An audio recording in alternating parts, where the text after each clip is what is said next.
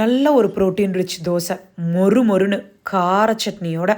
அதுவும் இந்த வின்டர் சீசனுக்கு காலையில் சாப்பிடும்போது அவ்வளோ இதமாக இருந்துச்சுங்க. இந்த டம்ளரில் பாசிப்பருப்பு எடுத்திருக்கேன். இதை நல்லா 3 தடவை கழுவி சுத்தம் பண்ணிவிட்டு இந்த மாதிரி தண்ணி ஊற்றி ஊற விட்டுருங்க. ஒரு ஓவர் நைட் ஊறினா போதும். மினிமம் 5 hours ஊறினா போதுங்க. இந்த அளவுக்கு நல்லா ஊறியிருக்கணும். இப்போ வந்துட்டு பிளெண்டரில் தண்ணியை வடிச்சிட்டு அந்த பருப்பை ஆட் பண்ணிக்கோங்க. கூட 2 பச்சை மிளகா, சின்ன துண்டு இஞ்சி, ஒரு சின்ன டீஸ்பூன் சீரகம், கொஞ்சமாக கல்லுப்பு, அதுக்கப்புறமா வந்துட்டு கொஞ்சமாக தண்ணி ஆட் பண்ணி நல்லா வந்துட்டு இதை பிளெண்ட் பண்ணி எடுத்துக்கோங்க. இதோட கன்சிஸ்டன்சி எப்படி இருக்கணும்னா இந்த மாதிரி இருக்கணுங்க. நார்மல் நம்ம தோசை மாவு கன்சிஸ்டன்சியில் இருந்தாலே போதும். கூட வந்துட்டு கொஞ்சமாக வந்துட்டு பெருங்காயத்தூள், கொஞ்சம் வந்துட்டு மஞ்சத்தூள்.